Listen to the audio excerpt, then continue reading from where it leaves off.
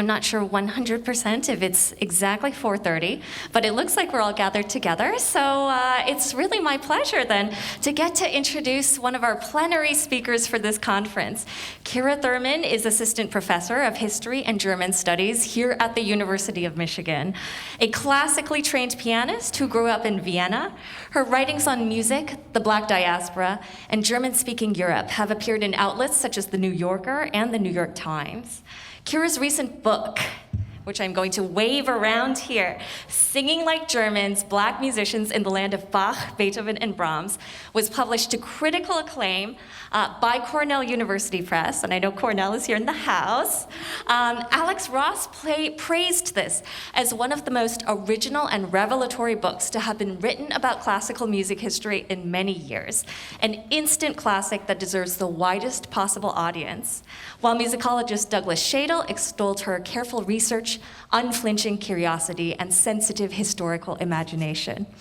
A recipient of numerous fellowships and awards, including the Berlin Prize, a DAAD Best Article Prize from the German Studies Association, and a fellowship at the Institute for Advanced Study in Princeton, Thurman recently made her television debut on PBS in the American Experience documentary on Marian Anderson. So it's my pleasure to give Kira a big welcome here.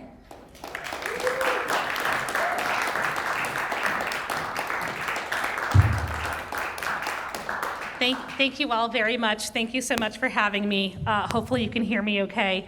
Thank you to Tiffany for that wonderful introduction.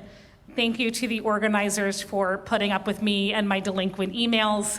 Yeah, it's just such a wonderful honor to be here today. So I'm just going to jump right in because we have a lot of work to do. So the purpose of my plenary is to have us think critically about the history of Black classically trained pianists and to understand the historical barriers placed on their musicianship.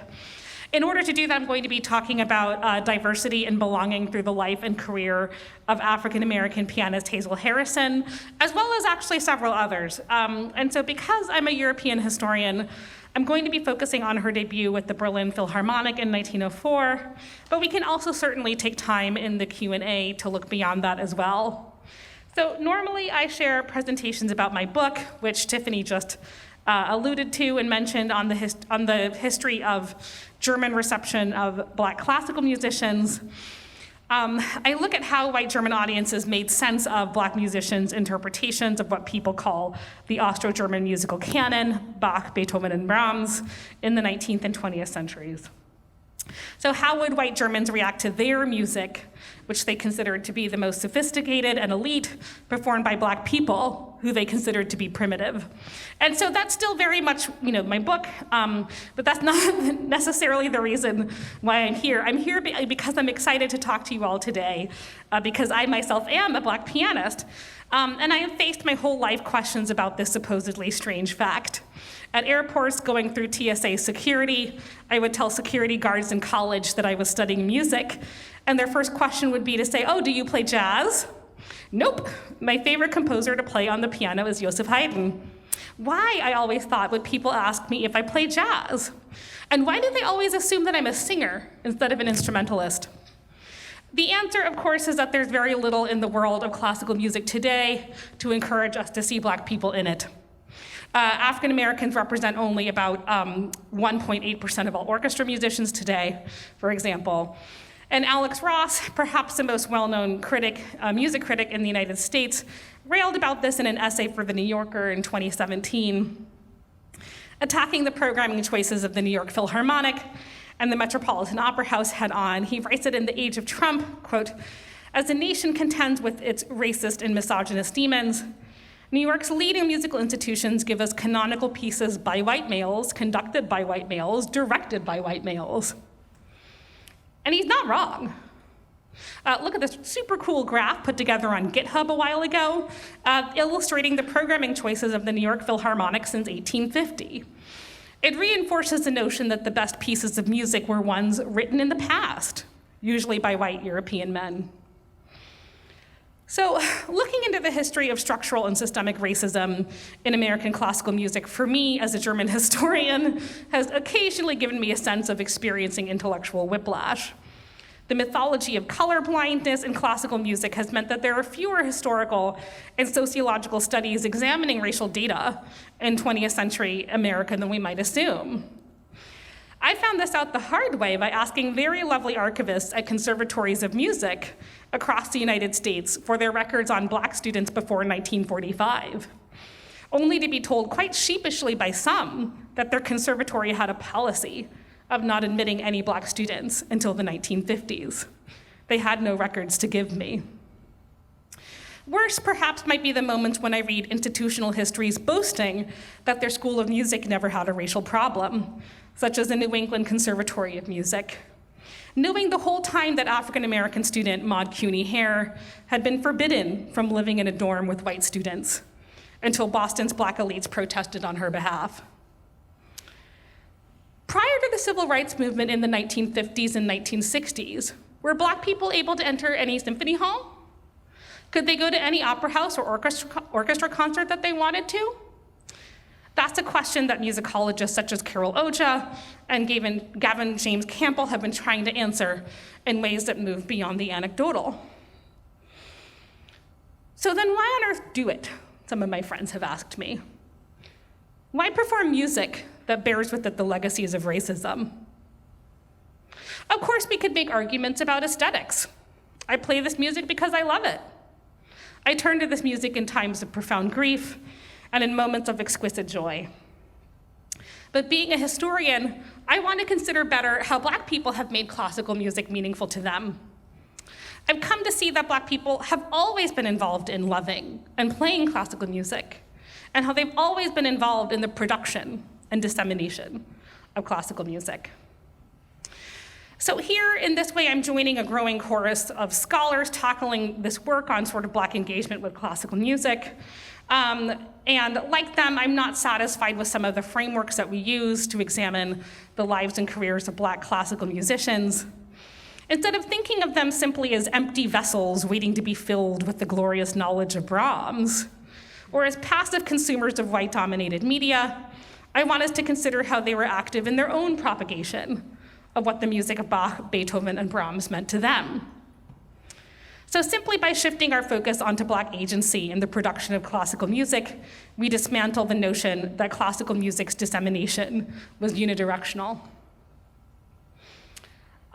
The stakes for thinking about Blackness in classical music can't be higher right now. In the wake of what's happened across the United States since 2020, I understand that most institutions want to do better. It's tricky, though, because I'll admit to being a little bit skeptical of this work. If I can offer a book recommendation for you all to read and talk about, it would be this one here, called Undermining Racial Justice by Matthew Johnson. It came out in 2020, I think, with Cornell University Press, and it tells the story of racial justice initiatives at the University of Michigan, which is where we are right now. More importantly, it argues that institutions constantly undermine attempts to diversify themselves and make themselves more equitable. There are two important takeaways for us to consider. One, how institutions constantly co-opt the language of diversity and racial inclusion. And two, institutions want to preserve their elite status at all costs. And they actually see the goals of racial and social justice as anathema to their elitism.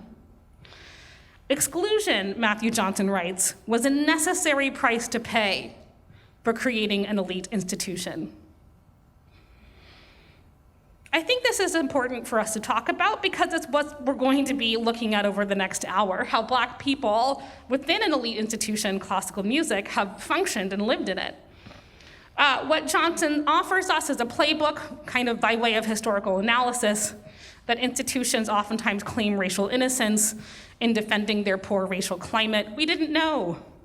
Second, when forced to see racial inequality, they then build inclusion into the institution in ways that permit them to control dissent.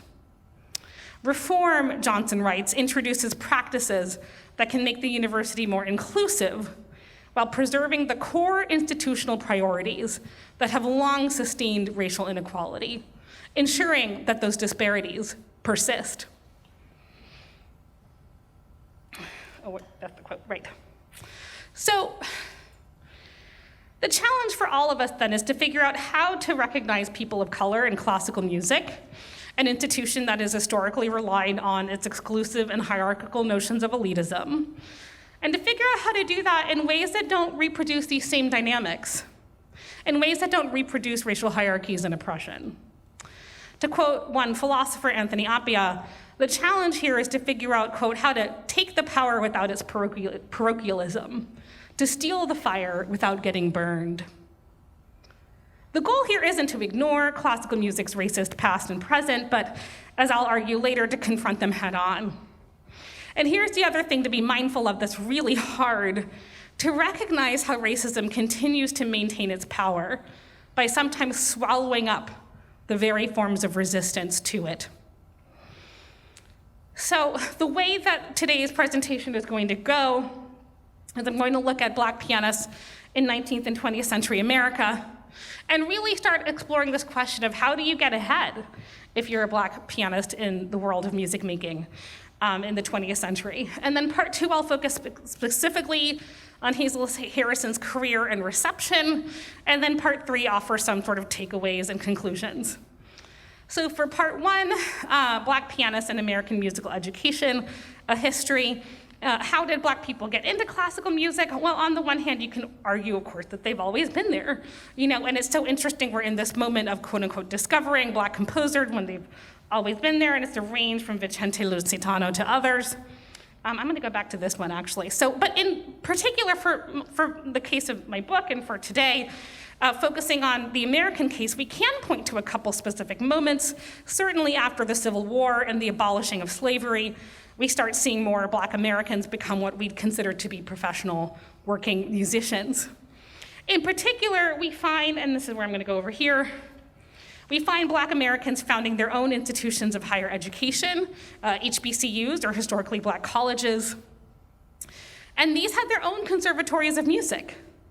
So for example, Fisk University, located in Nashville, Tennessee, was one of the most important epicenters in Black America for classical music, modeling their institute on Oberlin's Conservatory of Music and the New England Conservatory of Music, both of whom were actually mostly mimicking Leipzig's Conservatory of Music.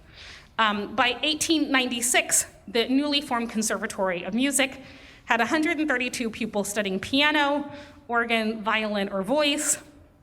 Their roster of Black faculty had trained in some of the most renowned conservatories in Europe and in the United States. Their music library, for example, collected original letters by composers such as Franz Liszt, Beethoven, Richard Wagner, and Carl Maria von Weber. And by 1922, they had a student and faculty orchestra that organized to perform symphonies and choral orchestral works for the local community. And then what this image shows you here, that you can hopefully see, is that for decades, the Mozart Society, which was a mixed choral ensemble that had formed in 1881, was a source of pride for Fisk University, performing works by Mendelssohn, Brahms, and other composers. And then the last thing I'll show really quickly is this slide here. I transcribed this from Fisk University's archive back in 2015, which is their course catalog for piano instruction. And you can notice how overwhelmingly German the composers are that are listed, in what students are expected to play. But the problem remains, what opportunities did Black pianists have to succeed outside of a historically Black college or university? And so here's where it's important to start addressing this long history of systemic racism in classical music against Black people.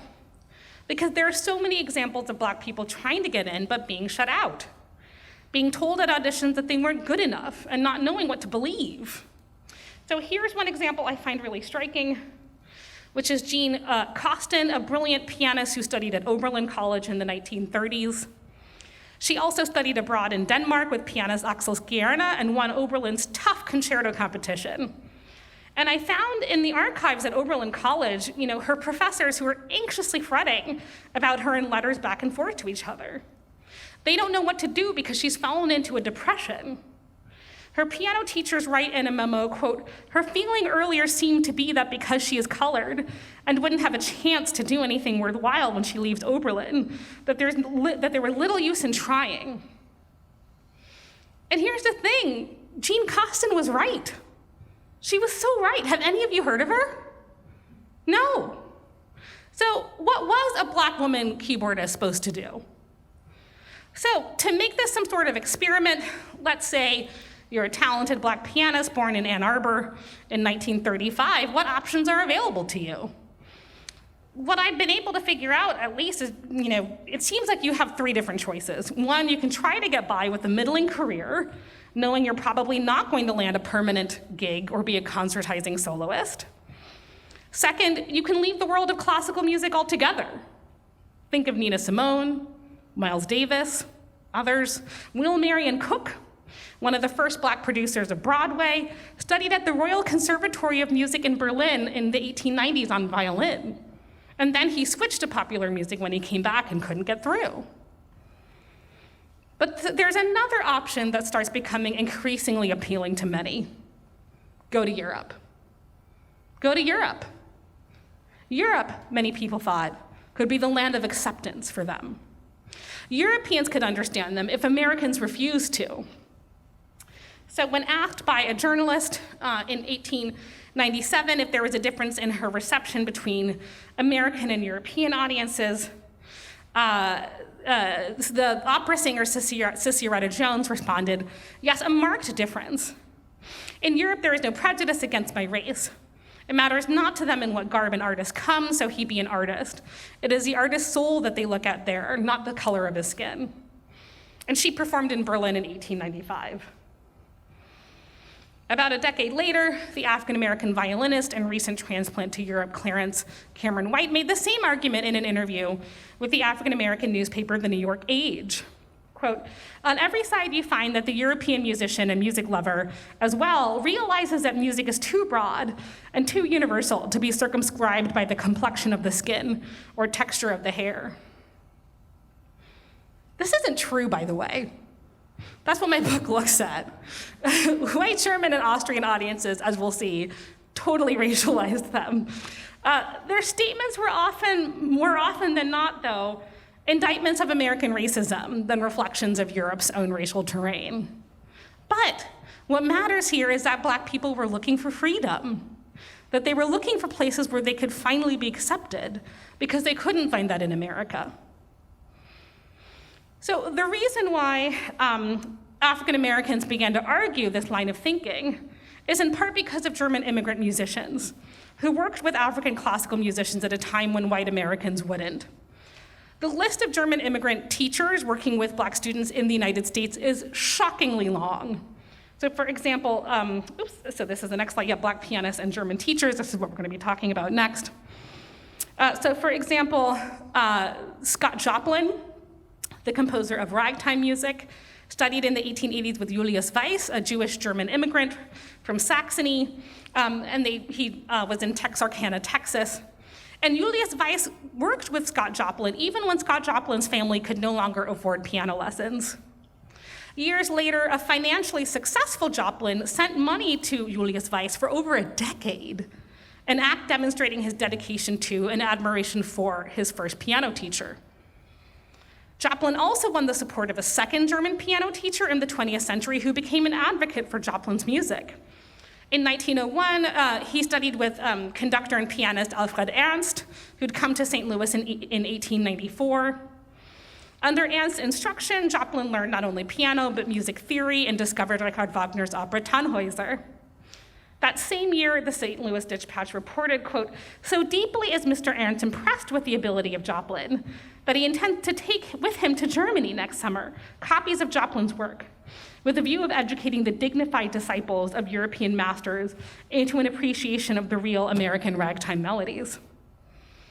So comments like this would have outraged white American audiences, but comments like this also probably benefited the young composer's career. By suggesting that Joplin's music could find a German audience, Ernst indicated that Joplin's talents had merits that reached beyond white Americans and their refusal to accept them. The famous Black composer Nathaniel Dett also had a German-speaking piano teacher in his childhood. In 1890's Niagara Falls, he squirmed under his Austrian music teacher's instruction. He was a gifted student, but he couldn't quite seem to figure out the first movement of Beethoven's Piano Sonata in F minor, Opus 2, number 1, for those familiar, right, that one. Right, and he says, I still have a memory of this excitable Teuton tearing his hair when I persistently played wrong notes. The problem with what Det was doing was he was playing it really slowly, which I still find kind of hilarious. And so the teacher demanded that Det perform the music, quote, as indicated, and taught him the significance of the printed musical terms, end quote. I could go on with the long list of people who studied with German teachers. I have one image that I kind of glanced over at the beginning, but this is Bertha Hansbury, who studied also with German teachers, and also in Berlin. Jesse Covington was a bright pianist out of Texas who studied with a German teacher. I mean, there's just like a long list. But the main person I want to talk about now is Nina Simone, who it turns out is a direct musical descendant of Clara Schumann. Having taken lessons, piano lessons since she was a small girl, Nina Simone was also a dedicated performer of Bach. And here we have some of her quotes on Bach, where she says, quote, he is technically perfect. When you play Bach's music, you have to understand that he's a mathematician, and all the notes you play add up to something. They make sense. Once I understood Bach's music, I never wanted to be anything other than a concert pianist. Bach made me dedicate my life to music. Simone's classical music training is a powerful example of how Black people learn how to be immensely creative in the world of American music. Having internalized the values of Bach, Nina Simone infused those aesthetic lessons into her performances as a jazz, soul, and R&B singer. Her Bach studies indelibly marked her own compositional and improvisational styles. When recalling how she learned how to sing in clubs, instead of just playing on the piano, Simone describes her musical choices in Bachian terms, which is the second quote. Quote, it wasn't hard to fit singing to the improvisation because I used my voice as a third layer, complementing the other two layers, my right and left hands. So she approached the integration of her voice into her music making as she would the study of counterpoint. The voice became yet another musical line in her fugal-like compositions. And so when she began creating her own original music, she did the same sort of technique. And in general, and this is perhaps the last quote that I'll put right here, is at some point when interviewed and asked about performing, she said, quote, my attitude to performing was that of a classically trained musician. When you play, you give all of your concentration to the music because it deserves total respect. And an audience should sit still and be quiet. So in sum, the importance of German-speaking music teachers to Black students is really revealing. German musicians were highly sought-after commodities in American music. Across the 19th and 20th century, the assumption was that German music reigned supreme, and that also accounted for German musical instruction. So everybody sought out German teachers and tried to send their students to German-speaking Europe, which was the epicenter of classical music for many, in order to give their students a better education. And we see, at least in African-American communities, the preference for German music teachers becoming so high and so sought after that an editor of this music journal complained about it. And so this is from the Negro Music Journal, which is the first journal ever dedicated to, written by Black people for, on Black music. And we see him sort of complaining about, how parents are saying my child is studying under a German teacher, and saying don't choose your teacher just because they're German. Is what we see here. So, nonetheless, I think I still want us to understand how Black reasonings for studying with German teachers may have been different from white Americans, and to attend us back to that, I want us to turn back to Nina Simone's career. That the question for talented Black pianists like her and others remains the same. Could Nina Simone have gone into any concert hall to hear one of the top pianists of the day? And headlines such as this one, even those from 1918, give us one example of how African Americans were trying to get into a piano recital. And this is anecdotal, but were rejected. Moreover, in her memoir, let me see if I have it here. I'll come back to that in a minute. In her memoir, she shares her story of being at a piano recital at age 11, where she was playing for her parents, quote, who were dressed in their best, right? And how her parents were thrown out of their front row seats in favor of a white family I had never seen before, unquote. It was in that concert space that Simone discovered that racism also existed in the world of classical music. And if the world of classical music, with its promises of transcendence, universalism, egalitarianism, if this was not a welcoming space for African Americans, then where on earth was? Simone's crushing rejection by the Curtis Institute after her audition was also a transformative moment for the singer, one that turned her away from the social world of classical music forever. Simone claims to have discovered through word of mouth and gossip that the reason why she had been rejected from Curtis for study had nothing to do with her musical talents and pianistic technique. Quote, people who I knew, I was told, white people who knew, said the reason I was turned down was because I was Black. Although Simone's narrative of events has been contested, her reflection on Curtis's rejection captures the complexities and contradictions of classical music's claims to universality and colorblindness. So here we have the last quote from her, where she says, quote, the wonderful thing about this type of discrimination is that you can never know for sure if it's true, because no one is going to turn around and admit to being a racist. They just say, no, you got turned down because you weren't good enough, and you'll never know. So you feel the shame, humiliation, and anger at being just another victim of prejudice. And at the same time, there's the nagging worry that maybe it isn't that at all. Maybe it's because you're just no good. So what are the conditions in which an institution, an audience, or a teacher chooses to accept or reject a performer? What if the yardstick used to aesthetically measure a musician's performance keeps shifting according to ever-evolving and contradictory social and cultural rules? How are Black students to excel in classical music according to subjective measurements dictated not by the aesthetics of classical music, but by the politics of race? So it's for these reasons that we can understand why Black Americans chose to leave the United States in search of what they hoped would be a more universal and welcoming place, and why they put their faith in their German teachers to get them there. If a Black musician were to succeed in the world of classical music, at least in the 19th and 20th centuries, based on what I've found, the likelihood that someone from Germany, or at least from outside the United States, was behind the career of a Black musician was really high. This transnational nature of their relationship might have permitted German teachers to imagine other possibilities of being for their Black students, not seeing Black lives and potential careers solely through the lens of American race relations. And it might also have encouraged Black students to find meaning and beauty beyond America's shores. So, Europe loomed in Black Americans' imaginations as a promised land of sorts, a place where they could finally be free to be both Black and classical musicians. It was a place where the harsh and violent rules of racism couldn't determine their lives. At least that's what they hoped. It was also a space where they believed they could claim classical music on their own terms. Hazel Harrison, as we'll see, was one of those Black pianists who chose to take flight for Europe in search of a better life. And so now this is part two. We're going to turn our attention to Hazel Harrison. Harrison's biography encapsulates so much of what we've already talked about. She was a brilliant pianist who studied with Ferruccio Busoni and Egon Petri in Germany. She was a pioneer who successfully navigated the classical music world and took advantage of connections to build a career for herself abroad. Unlike other Black pianists, as we'll see, she tapped into well-trodden networks to try to get ahead.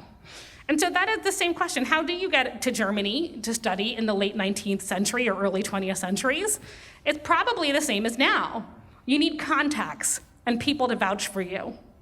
So for example, the talented pianist Raymond Augustus Lawson, who had studied at Fisk University, had a teacher vouch for him to study with Osip Gabrilowicz.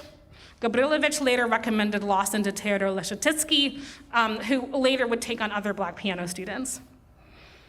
Portia Washington, who was the daughter of Booker T. Washington, had her piano teacher reach out to Martin Krause, who was a protege of Liszt, to set up lessons in Germany, which Portia Washington did, so she lived in Berlin for 2 years.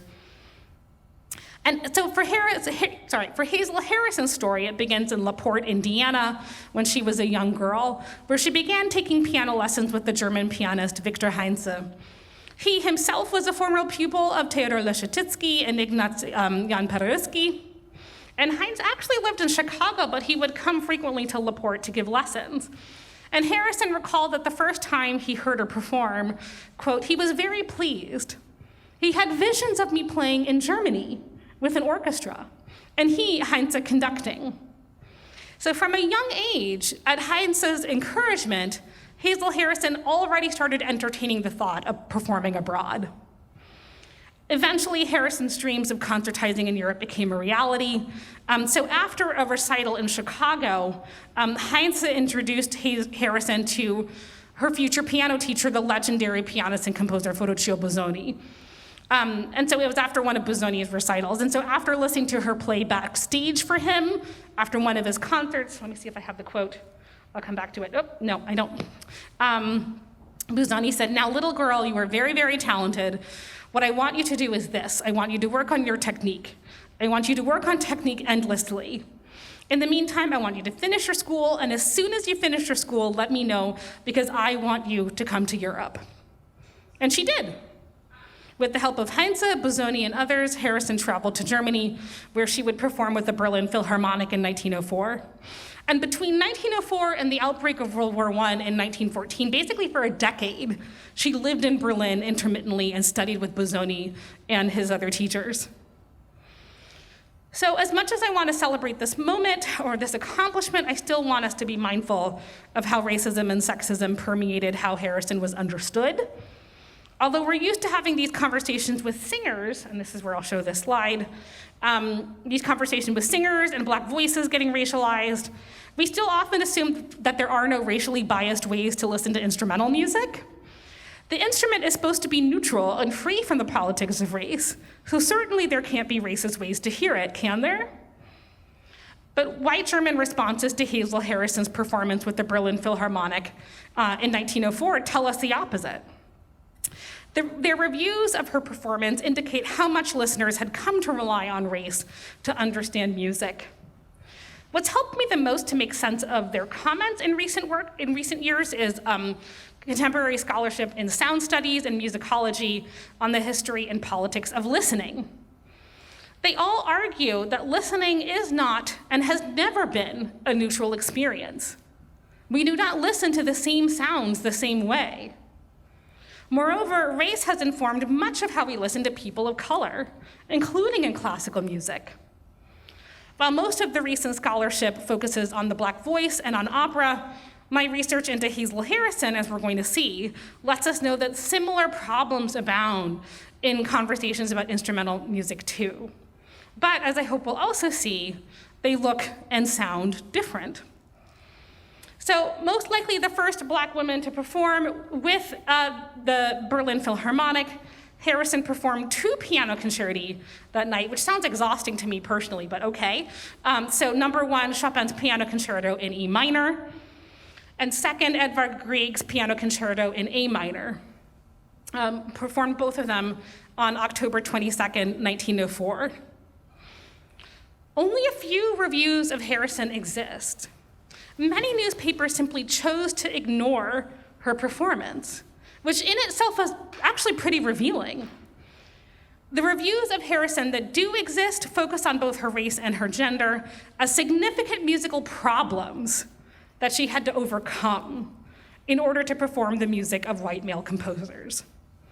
So the first problem that Harrison supposedly had to overcome was her gender. In the estimation of many male critics, few women could rise above their gender to properly execute and interpret classical music. So for example, in the case of Clara Schumann, the musicologist Alex Stefanik writes that critics argued that Clara Schumann was able to perform her husband's music so well because she could, quote, make her own subjectivity recede, projecting only the male composer's work. So it was necessary to male critics, in other words, for women pianists to overcome their gender in order to give convincing musical performances. Harrison apparently failed this challenge. Some critics praised her technique, calling it smooth and fluid. and some said it revealed her quote-unquote true musical nature. However, most listeners seemed to think that she lacked the rigor to see the whole concertos through. And one critic suggested that her, quote, careless use of pedal destroyed the piece's clarity. One critic complained that her performance was flat and expressionless because she lacked physical power. Although it's impossible to gauge the veracity of these comments, they nonetheless suggest a gendered viewing of Harrison's musicianship by implying that Harrison lacked sort of masculine, robust properties to properly execute a rigorous concert program. Not only did critics discuss Harrison in a gendered manner, but they also picked apart her racial appearance. And so this is where I'm going to highlight and showcase, which is why I'm so excited to be here, actually, a whole review, which I rarely do. I try not to do that, actually. But this is the first half of a review that I found in Howard University's archives. Oh gosh, like 10 years ago at least, where we can start seeing some of this language come out. That a review, most reviews in general didn't call her black or a Negro, but concluded that she was biracial, as you see here as well. That in this review, they're going to call her a mulatto, and it's the first time they've ever seen one in a serious composition. Her race was also used to explain the qualities of her performance. And this is towards the end, hopefully you can see it right here. That, for example, for one critic, he concluded that she was able to convey the quote-unquote beautiful melancholy of Chopin because melancholy is a characteristic of the young woman's race. So in other words, African Americans are like a melancholy people. So in so doing, the critic attributed her performance not to her talent, her hard work, or musical intellect, but to a quality perceived to be inherent in African Americans and in African American culture. Harrison herself had nothing to do with her own musical accomplishments. Oh no, this same reviewer's praise of Harrison also relied on sort of different ideas of Black primitivism, which we can see in this review. I must have accidentally not printed out the last 2 pages. I don't know what happened, but I will just sort of do it off the fly then. So in particular, what we see with this review is, so if in the first review, or the first set of comments is pointing out how, that she's a mulatto and that it's remarkable that she's performing because, or that this is proof that African Americans are a melancholy people, so that's why she can do this kind of music. In the second review, what's so fascinating is you find the opposite, that there's a question about if she's able to do this music because there, quote, is Caucasian blood in her veins that is doing the work, for she is not a full-blooded negress. And so in this case, what's so interesting is it's sort of attributing classical music to whiteness, and it's saying surely it's because of the whiteness in her that she is able to perform classical music. In conclusion, what I would like to conclude with and what I was planning on concluding with was a little bit of the following. Number one, I'm so glad that Harrison ignored these reviews and that she kept going anyway. For a year, she lived for almost 10 years, she lived in Germany, studying and training again with Ferruccio Busoni and with Egon Petri. And she's on one of these early ships that sailed to the United States at the outbreak of World War I. On her way back, and she's on the same ship as other African-American intellectuals, artists, and musicians who had tried to make a life and career for themselves in Europe, including Alan Locke, who is one of the founders of the Harlem Renaissance, and William Kemper Harold, who was a Black violinist and later a professor at Morehouse University. But the thing I do find interesting about her reviews is actually, again, the lack of them, and that this is precisely the problem. That there's a way in which you can even see it in the exceptionalizing language of these reviews right here. There's a way that these reviews are suggesting, and the way that people treated Hazel Harrison, is that because she was exceptional, she could be made forgettable, which is kind of what happened. And this is the case for not only Hazel Harrison, but for other Black instrumentalists and Black pianists, that we often still assume that, for example, Andre Watts is the first Black pianist to perform with the Berlin Philharmonic when it's actually Hazel Harrison. So there's this history of forgetting and erasure that I find really interesting and really important to point out.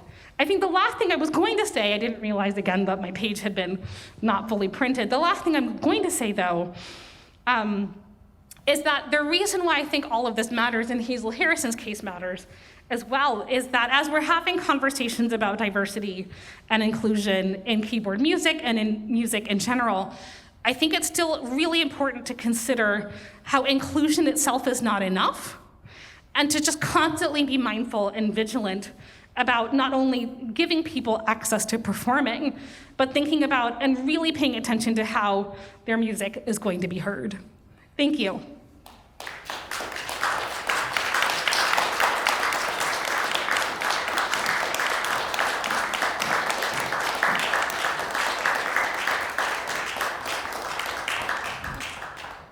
Wow, thank you for unpacking so much in these 45 minutes. That was incredible and so powerful. So I am going to be the mic runner for this question and answer session. Please wait until you have the wireless microphone in your hands before asking a question so that everybody can hear you. And I also know that this session is listed to end in a couple of minutes. And so if you do have to go in order to take your time for whatever you're going to next, that is perfectly all right as well. So, questions? Thanks, Kira, for an amazing talk. Some stuff I didn't know at all. And this may be an unfair question because it's not about Europe and it's not about singers, and so, but since you're talking about pianists, I just wondered where, I mean, particularly how Oberlin fits into this whole scene and the piano department there, and maybe, I mean, that's at least where I know. I mean, George Walker studies there, and Ali Handera studies there. So I just wondered, what's so magical about that, and is it exceptional, or is that part of a trend that connects Hazel Harrison to that sort of early 30s, 40s? Yeah, even though Harrison did not actually, no, well, I mean, so this is the first chapter of my book, which is like overwhelmingly about Oberlin, actually. And that Oberlin was, and so you have everybody saying it. William Grant still says go to Oberlin. You have Will Marion Cook say to black students go to Oberlin, that if you're a black student wanting to study classical music in 19th and for most of 20th century America, Oberlin was the place to go. And it's because, and this is sort of what led me to Oberlin as well, it has that radical tradition in the 19th century of accepting black students when most other places would not. But it also has this sort of, traditional conservatory of music with the Austro-German canon, blah, blah, blah, that like they also want, So it really becomes this sort of nexus, I guess I would say, and so to the point where like so many of their alumni, Nathaniel Dett goes to Oberlin, right? I mean, so it's just a long, long roster and list. And actually, I didn't even get a chance to point it out, but most of the faculty at Fisk University, when they started their Conservatory of Music in 1896, most of them were Oberlinites. So out of the original 12 that founded the conservatory, 9 of them had studied at Oberlin. So it was considered one of the, this is important, one of the few safe spaces for them to try to study and learn classical music. Because a lot of other institutions were failing at that. I think that's what I would also say, yeah. I'd like to add my thanks for that insightful overview. I just have a quick question about the reviews you showed, and I think you said they were both by the same journalist. This is the same review.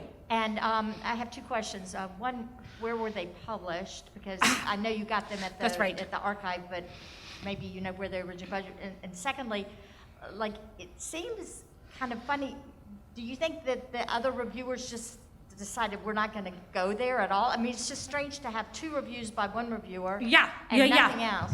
No. I mean, this is something I ended up trying to figure out, like, why were there so few reviews when I could find reviews on, other well-listed, I looked everywhere. And then a part of me felt like it was a deliberate silencing of this event, like a deliberate kind of ignoring it.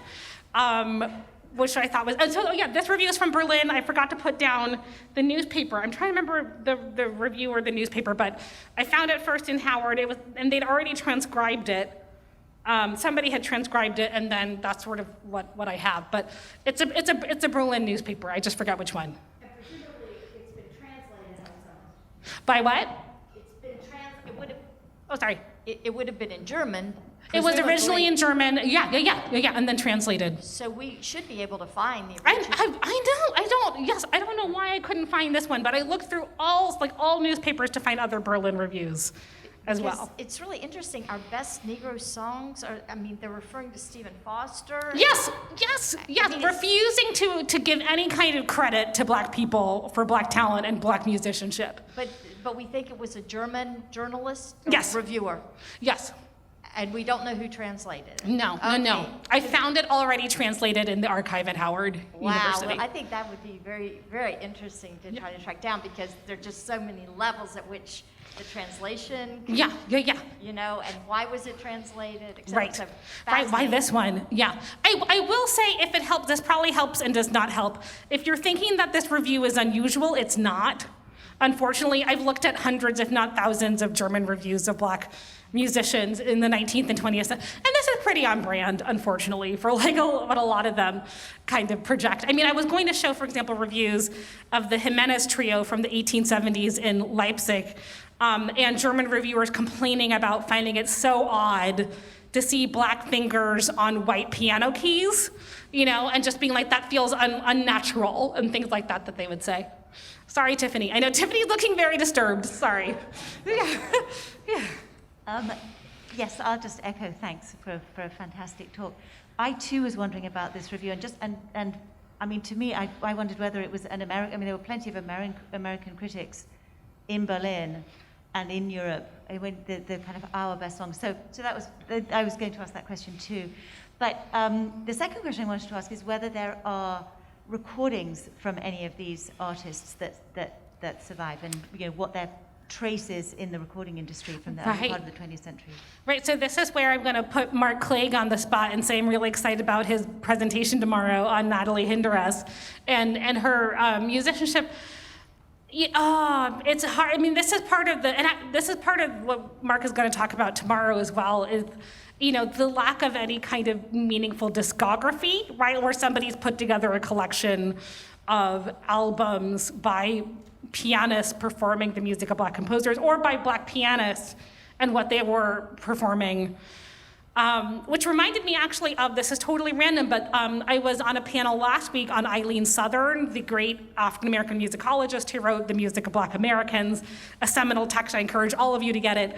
And in the beginning, this is in the 80s, she's saying this, is she's even then complaining about how there's no discography. She's complaining about that, that there's that recordings have fallen, have fallen away, or it's difficult to find recordings. And really her other complaint was scores, that it was so difficult to find and locate scores, and that they're languishing in people's basements, and recordings are languishing in people's basements. So that's still kind of my suspicion, especially a lot of them were produced on independent labels or things like that, so it can be hard to access and find the recording. But that's a great question.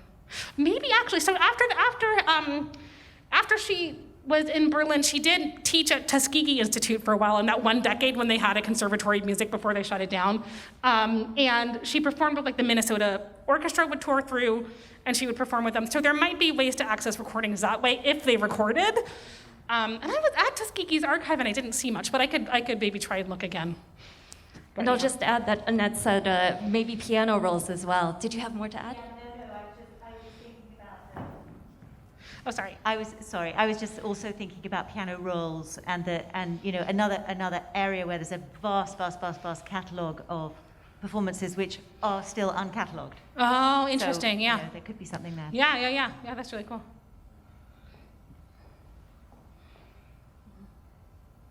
If I may ask a question since I'm holding the mic, I wonder if you could speak to the failed promise of musical universalism that brought so many Black musicians to Germany, and how that ties into the philosophy of colorblindness today, which is so harmful when people say, I don't see color, right? Hoping that is an anti-racist thing to say, when in fact what it does is deny the existence of inequalities. That's a really big question. musical universalism is tricky, right? This idea that universalism is, or that music is a universal language, everybody speaks it. And the joke I always make is like, if classical music is a universal language, it has a very strong German accent, right? That it's like the music of Beethoven and Bach and Brahms and things like that. And on the one hand, I will say this is maybe what can get lost in this, is that for so many Black pianists in the 19th and 20th centuries, it was kind of a way to mobilize, and it was a way to claim classical music at a time when other people were constantly trying to deny them that right. And so in some ways what they were doing, which is really clever, with saying that they wanted to play Bach or whatever, was to sort of throw things back at American classical music institutions and teachers or audiences or whatever, and say, well, if music is a universal language, then I have the right to be doing this, right? And so that was a strategy that they would employ in the 19th and 20th centuries, oftentimes tied to racial uplift, but that's a different thing. But that said, it's this sort of loaded question of, which kinds of musics get labeled universal, right, and which ones don't, right? And that in that process, ironically, classical music ends up at the top of a kind of hierarchy of which music is considered the most universal or not, if that makes sense. Yeah. I don't know if I fully got into your question, but that's one way to think about it. So this is a much more small question, but is there any record of what those lessons were like? And those relationships between those teachers and those students, because those are such intimate relationships. Yeah. And I just wonder if there's any, journals or diaries about what actually happened. Occasionally I get snippets, right? And that's what I tried to really capture in not only the first chapter, I would say in the first chapter, the third chapter, fourth chapter, is that it's precisely these networks that really matter.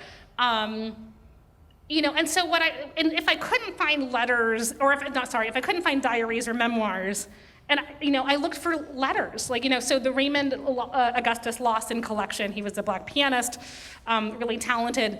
I looked at letters between him and Theodore Leschetizky, where Leschetizky would say, oh, I'm coming to the States and I'm performing in New York, do you want to come? I can get you free tickets, right? And these kinds of things that let me get to the intimacy of their performance and to suggest these are really meaningful performances or really meaningful relationships, I should say, for Black students. So letters like that, postcards. I'm trying to think of other. The fact that Scott Joplin financially supported Julius Weiss until his death, for the last 10 years of his life. That says something right there, right? So if I couldn't find actual letters and memoirs, I tried to figure out exactly this question of intimacy in these other kinds of ways. Yeah, but that's a great question. Because it's so intimate, the relationship, Which also I think is the reason why I made such a big argument, or why I made such a big stink about the importance of these German immigrant teachers, right? That they're willing to have these intimate, lessons closed off, one-on-one, touching somebody's body, right? They're willing to do that at a time when a lot of white Americans wouldn't. Yeah, exactly. They're willing to be intimate, in that way. Well, we just got a YouTube question. This one comes from Douglas Shadle. He says, you mentioned that Harrison played 2 concertos. Can you say more about her repertoire at other points in her career? Oh, yeah. She was a big, Rachmaninoff person. She loved playing Rachmaninoff. Wait a minute. I don't have it here, but I do have really very much in the sort of late Romantic tradition, with a lot of her musicianship. And I'm trying to think of other piano concerti and things like that she did. But yeah, a lot of Rachmaninoff from what I remember, and people like that, composers like that. Which makes sense. That's the music of the time, Yeah. Yeah.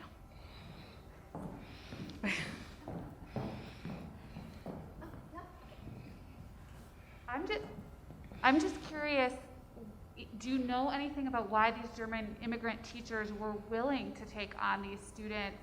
It seems like based on, the reviews or the experience that Hazel is having in Germany, that it's not necessarily something about German culture? Is it because they're immigrants? Or what is the kind of reason for those teachers' willingness to take on this Black student? Yeah, I think great question. It depends on the decade. I'm trying to be, historically specific or historically contingent. I would say that a lot of, German immigrants in the 19th century were tied to the 1848 revolution. We don't need to know and get into all of German history here, but that they have sort of principles of, democracy, liberalism, things like that they're finding lacking in the States, and they're, really horrified by racial injustice in the 19th century. In the 20th century, I would say, and this is if we're still talking about, well, actually this is on both sides of the ocean, a lot of them are Jewish. Right? So they're also overwhelmingly understanding of the problem of being a marginalized person, and the ways that institutional barriers have been erected. So, like Scott Chaplin's teacher was German Jewish, right? And but I mean, so many examples in the 1920s, 30s, 40s, 50s. 60s are German Jewish teachers in particular, I would say. Or German, they're German teachers, but they're German Polish, or something like that kind of makes them an outsider already in German society, right? So they understand what it's like to be an outsider in that way. Yeah, great question.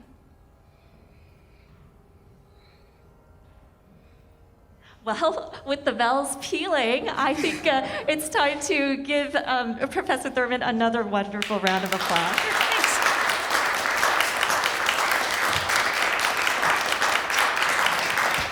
Thank you. Thank you so much. It's dinner on your own in Ann Arbor, and then we will be gathering at the Walgreen Drama Building on North Campus for Karen Walwyn's piano recital at 8 p.m. And if you needed a ride, I think we had a sign-up sheet outside on the registration desk, or you can catch the Campus Blue Bus to go to North Campus as well.